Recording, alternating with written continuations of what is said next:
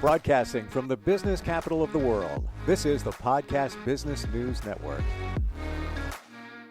We are rolling into the holidays. Lots of us got a lot going on, and with that comes a lot of stress. And you think about it, you got a plate of life. There's so many things happening here. Add the holidays into that and some of the relationship situations that go on. Now you've got a lot of stress. How do you manage that? How do you deal with that in your professional life, your personal life? He can help you out with that. He's an amazing coach, a life coach. Ben Eden is on the program with us again. Ben, how you doing? I'm so good, Steve. Nice to be with you. Yeah, it's good to have you back here. And you're somebody that deals with people in all areas. They could be a CEO, they could just be somebody that's just trying to navigate life. What is your first thought when somebody comes to you and says, yeah, I need to change my life, need to get back on track, but I got a lot of stress going on? How do you direct them from that point? Every case is different, but what I really love, and it might sound funny to say what I love about stress, right? But what I love about how we can see stress in a different way is that we have to realize that a lot of us say, oh, I'm feeling stress, but then we don't truly know what stress is. We just say, I feel stress. And if we were to break it down, then it's usually something more specific. Maybe I'm overwhelmed. Maybe I'm scared. Maybe I'm tired. Maybe I'm bored, whatever. But we just feel like we have to call it stress. It's been joked once that stress is a safer term in business than saying you're scared. It's safer to say that you're stressed. You know what? That is so true. And coming from somebody who was an HR professional for quite some time, I mean, you deal with the inner workings of businesses, but yes, nobody wants to say, yeah, I'm scared of that meeting. No, definitely. It's almost like the kiss of death. Exactly. And then one more thing with stress often comes from focusing on way too much. And so, like I say, every case is different. So I can say it now and it may not make total sense, but when it's a one-on-one conversation, it's one of my biggest breakthroughs with people is when we can break it down and say, okay, yeah, I realize all this, maybe so much I can't control. There's so much uncertainty, this, and I have so much on my plate and I don't know how I'm going to do it. Then yeah, that's stress. Okay, that's stressful, sure. Wow. But if we can break it down and say, I can worry about this at this time. Maybe I don't need to worry about this. Maybe I can delegate that. Maybe I can get this one thing done now. And when you live in that present feeling of control, that stress no longer exists. Do you feel that anxiety is the same thing as stress, or they kind of work together or against each other? This is a great question because some people, yes, may think they are one and the same. They're cousins, whatever. Right. But let me be clear that stress is not an emotion, while anxiety is an emotion. Now, that's possibly confusing because of the way humans talk, especially in the English language. Oh, I feel stress. Oh, I feel anxiety. Well, aren't they both emotions? No, stress is a sensation of tension, either physical or emotion. Emotional. Okay, if we understand that, then we say, well, what is causing the tension?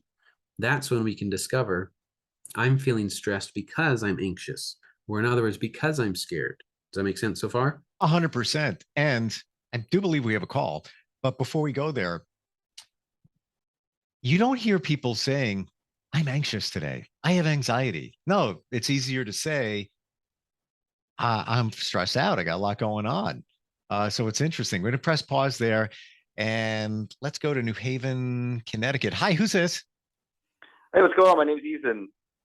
You said your name is Ethan? Ethan, yes. Ethan, welcome. We have Ben here, life coach. You have a question? Yeah, so I kind of past couple months I kind of lost my mojo, and I kind of fallen behind at work and stuff. I had a lot going on, and in my personal life, and I was just kind of curious, how long do people typically work with you to kind of get some headway on things, and how do you usually define success as like an ongoing thing where you see people regularly, or is there a moment when you ever feel like someone's cured? Great question, Ethan. Thank you for asking. So I have helped people regain their fire. I put my hands up in quotation marks, right? Regain their fire and motivation in as short as one session. But I like to work with people for at least 90 days because then that is continued long-term success. I can make you feel great in a day. That's great. But for you to say, hey, I feel motivated and I'm making continual progress and looking back 90 days, I've changed. That's what I love to do. But at the same time, to answer your final question, I don't say people are cured, right? I'm not here to fix people, but I have had times where after the 90 days, it's like, look, I would love to continue working with you to have further growth, but you're also at a point where you've made so much progress that you could be fine to go on your own. You got that, Ethan? Can you hear it? Yeah, awesome. Thank you so much. I really appreciate it. That was a perfect answer. All right. Thank you very much for calling. Yeah, it's funny when you say 3 months. It's been scientifically proven through research. There's a reason that things take certain time, like habits. Let's go back to since we're closing in on the holidays here, New Year's resolutions. A lot of times they don't work because it takes a certain amount of time for the habit to take place. And that's why people give up in, whatever, 2 weeks or 3, whatever it might be.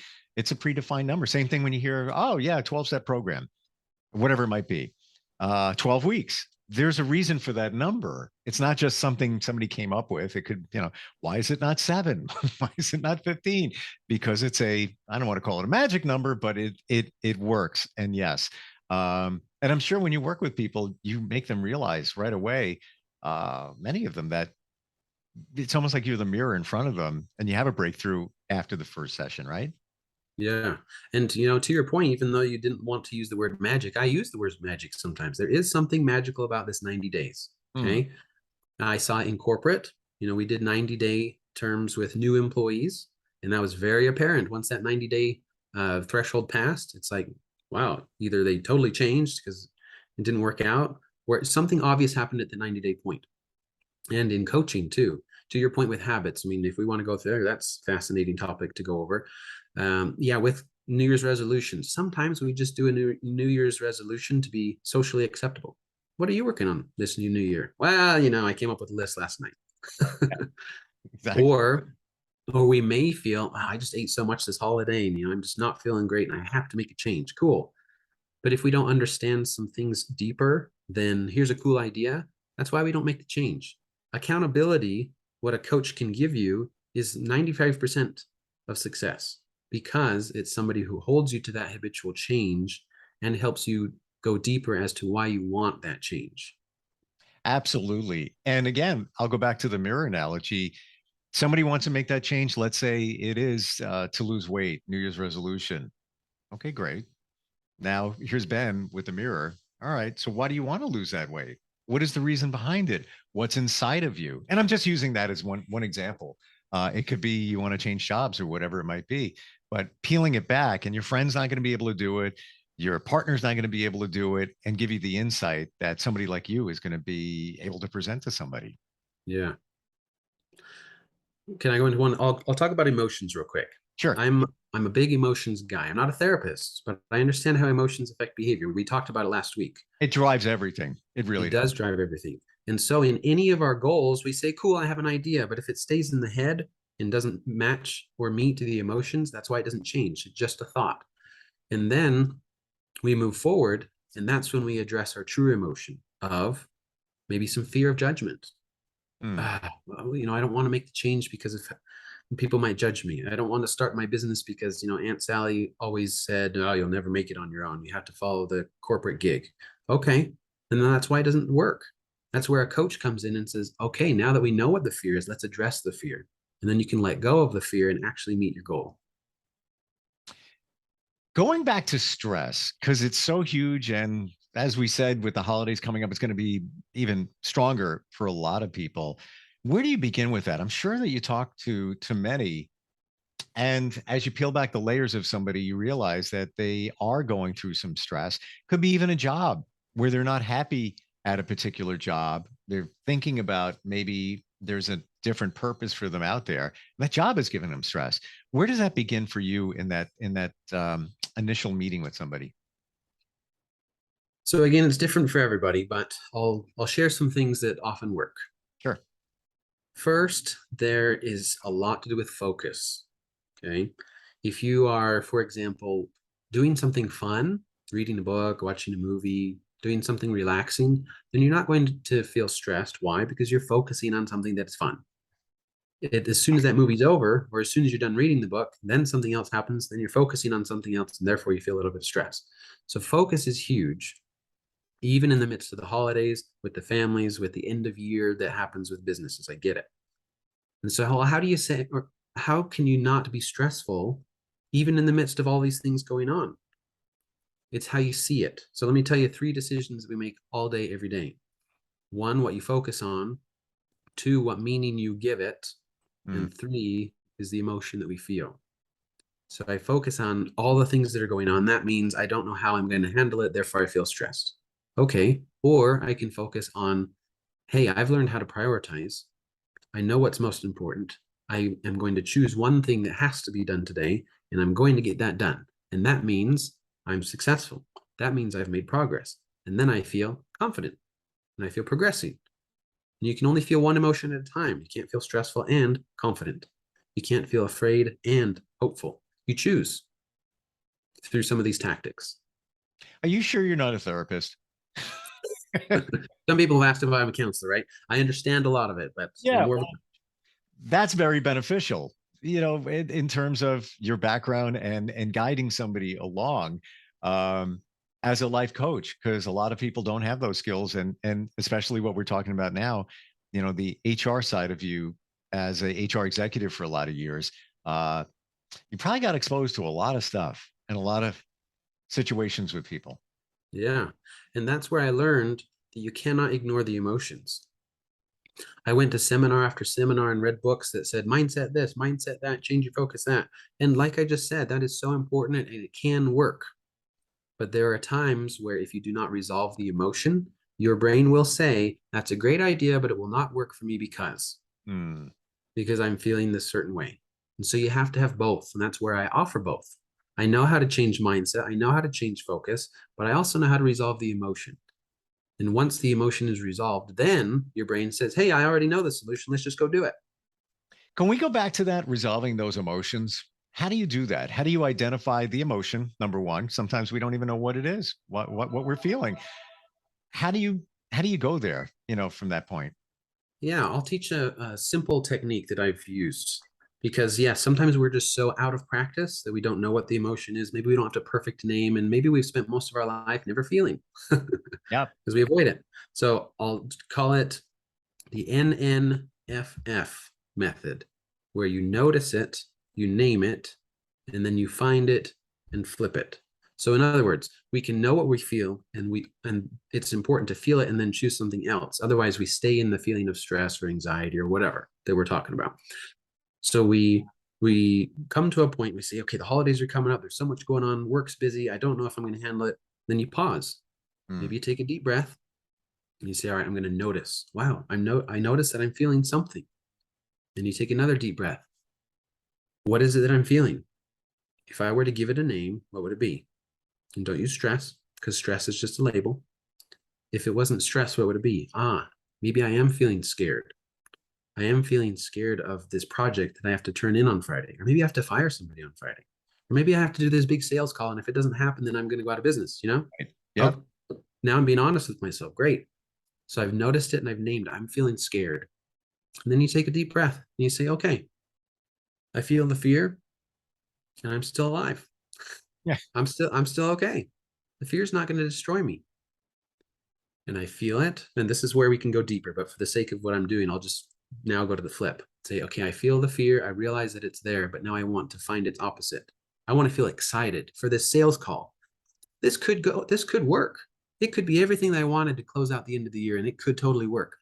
So I find that excitement, then I flip it. And I say, well, what am I going to do now to feel excited? I'm going to go prepare for that call. See the difference there? 100%. Yeah. And there is something about excitement. Before you do something, you're going to work on something, it just elevates you. You're into it. You're invested in it. We're going to grab another call. Hey, who's this? Hi, my name is Matthew. And my question for you, Ben, I tried working with other coaches before, and I always lose sight of my goal with lack of motivation to follow through. So how is working with you different, and do you offer homework or any other kind of help between sessions? Great question, Matthew. Thank you. Here's an analogy I'll give you. I'm going to assume you're a football fan, okay, or at least you're familiar with football for this analogy. Why we like football is because, hey, it's the excitement of going to a touchdown. But if there were no such thing as first downs, we would lose heart in a football game because they're not always scoring touchdowns. And when people get a first down, boy, we get excited. So we call that counting progress. And what I do to answer your question of continuity and not losing sight of your goals is I have a powerful exercise that says, well, where do you want to be at the end of 90 days or at the end of a year or whatever it is? We make that so apparent and emotionally powerful that it drives your everyday behavior. And then in all of our sessions, we follow up. We say, hey, what have you done this week that is driving you to that success? You count your success, you count your first downs, and you start to build motivation, and that motivation pushes you to accomplish your goal. And again, it's almost a magical process because of how amazing it works. Wow, interesting. Matthew, did that answer your question? Yeah, thank you so much. I really appreciate it. Thank you for your time. Thank You're you. welcome. Yeah, I love that. And I don't know that a lot of life coaches do that, Ben, where you have that crystal clear goal at the end of the term, sessions, whatever you want to call it. And now you have that motivation, you know, that you're moving closer to your goal, and now you can really track it. I think a lot of, based on what I've seen, life coaches, it's kind of, we just kind of go along and see where we go. Of course, you might want to change jobs or whatever, but it seems like you get very specific. Absolutely. I mean, I'm all about having something measurable, both to show that it's working, but also for the brain. If the brain doesn't realize or celebrate a win, it literally doesn't know it exists. So Hmm. therefore you go through life and you're like, I just don't know what I'm doing. It's just every day, the same old, same old. Yep. And then we tend to focus on the negative. But what I do is I reprogram the brain to focus on what you're doing right and how you're growing. And then amazing things happen. Isn't it amazing that if you go through life, let's say your day is this, yeah, it's all right. Nothing major is happening. Nothing exciting is happening. And that could be that one little thing. It could be you got a phone call, positive, something changed. You even, let's say you made plans to go to dinner with some friends. It's like you weren't planning to do it. All of a sudden, bing, it elevates you and gives you that perspective of, oh, I was sitting down here. Now I'm sitting up here for a second. This actually feels pretty good. Yeah. And to your point, when that happens and you realize it, then you start to decide, well, where do I want to live most of my life? Do I want to live down here in the flat line? Or do I want to live in the wow, life is amazing. Look at all these opportunities, the connections, the possibilities. Sure. And once you make that decision, then you say, well, how am I going to stay there as often as possible? I'm not one to say that you'll never have a bad day or a bad moment. Absolutely. But I am able to help you get out of that bad moment faster and live in this state of beautifulness, you know, of empowerment more often. And truth be told, life is life. So it is going to be like a sine wave. You know, things are going to be changing, but at least you're not always riding down here, which isn't the worst thing, and could be down here. But, you know, when you feel those peaks, it just feels really good. And it's almost as if you're reminded that, oh, wait, that's what life is supposed to feel like. I need to feel that more. Call it a natural high, whatever you want to call it. Yeah. And you know what's super interesting is with my coaching, a lot of people come to me and say, hey, my business, I want to grow my business. And your business will flourish through our work together. But at the same time, your relationships, your health, your well-being, your life experiences, all those things have an uptick because success begets success. And then to your point, all of a sudden life is so much better. And you're like, wow, why are things working out? And why are people suddenly attracted to me? Well, that's because you're living your life at a higher level. When you say a higher level, now we'll go a little bit deeper here. I believe in energy. It's taken me a lot of years to kind of figure out that we're all energy. When you say a higher level, do you also mean higher energy level, higher vibration level? Oh, absolutely. And I love this thing of energy. I'm glad you brought it up. It's the idea of, you know, law of attraction, what your frequency will attract to the same frequency, law of abundance. We could say it in a lot of ways, but if you were to think at the end of the day, all right, and I look back, because we can do that in our brain, we can go into the future a little bit and decide how we want to be. We say, well, what do I want to have attracted today? And how am I going to vibrate that? Emotions are energy in motion. And so what emotion do I want to feel today to start to attract what I want to do? We get to choose how we feel. We don't influence everything that happens to us, but we do decide how we react and therefore how we feel. So then I can say, hey, I'm going to live in excitement today. I'm going to live in abundance. I'm going to live in receiving. Okay, cool. And then things start to happen. Then you start to see everything differently. Okay, that sales call, that didn't go so well. Somebody said no. That could be complete rejection. I'm going to go play Nintendo for the rest of the day Yeah. because that's easier and safer. Or, hey, that was a no. Great. I'm going to move on to the next one because maybe I'll get a yes. Or that no was great. That was good, some good feedback. And they actually told me why. I've grown. Look at this progress. It actually took me, 3 days of building up my courage to take a call. Look at that growth. Look at that progress. Next time it won't take 3 days. Now you can just do it again and again and look at that progress. Then you're living at this higher state, attracting more things because you're ready for it. Love that. And I really like what you said, Ben, initially there, where you start your day with your intention. What do I want to attract today? Got an empty slate. It's a brand new day. What do we got here? New client. That would be great. I'm attracting a new client. I've got that positivity. I've got the capability. You might go to the gym, run into some guy. Aren't you the life coach guy? Yeah. Well, and dialogue starts and you go from there. But we have that freedom of choice, that free will, where we can dictate what we want to happen. And I know it sounds kind of woo-woo, cheesy, things like that.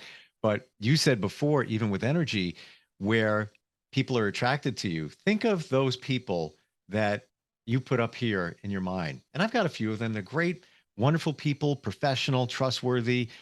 What's going on with them?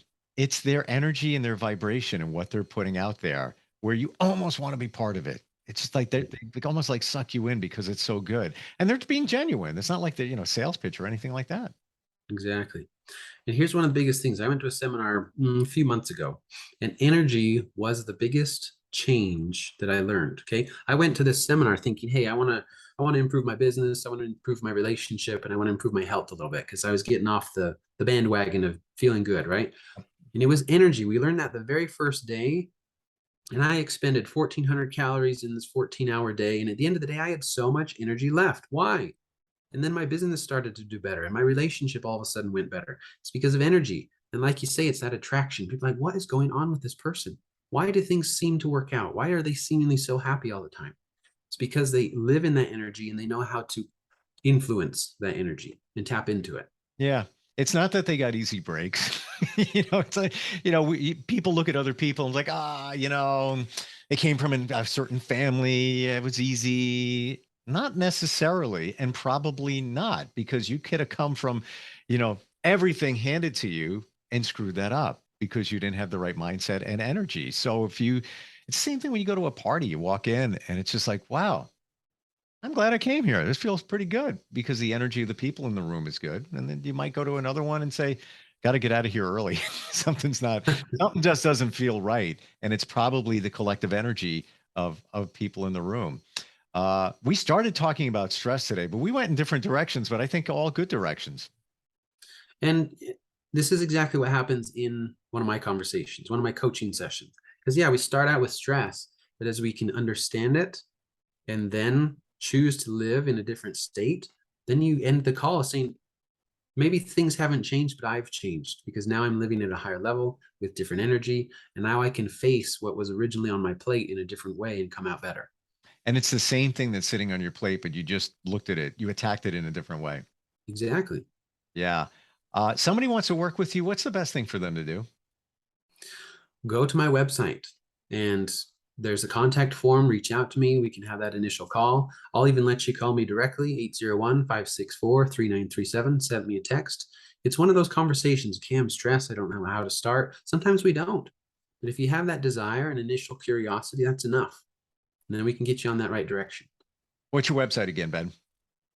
reachyourultimatepotential.com. The one thing that I see in you that stands out among many things, but the one that we talked about today is the emotion. You identify the emotion, which is the thread that powers all of us. And I don't think a lot of life coaches look at it that way. You really need to harness that here so you can go to other levels in terms of moving things forward. And that's I'm super cool. I'm glad we talked about that today. Yes, thank you. All right, Ben. Appreciate it. And look forward next time we get a chance to talk. Okay, thanks. Thank you. We'll be right back.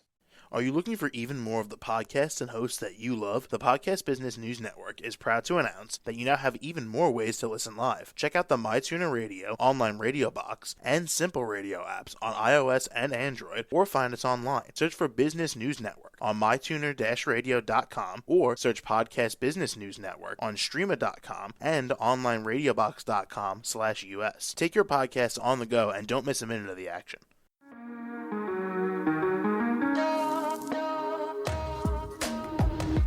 Broadcasting from the business capital of the world, this is the Podcast Business News Network.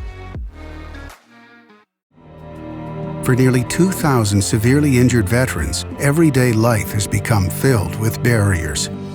Day-to-day simple tasks can become pretty daunting. I have to carry my chair up 2 flights of steps or have somebody do it for me. What scares me the most is just the falling. When I'm struggling with my house, I think, to have that one great barrier just knocked down, it's crucial. Home for Our Troops is a wonderful nonprofit that builds a mortgage-free, fully adaptive, handicap-accessible house. And there's no catch. It'll be our very first home that we've ever owned. This is a game changer. This is where your life begins again.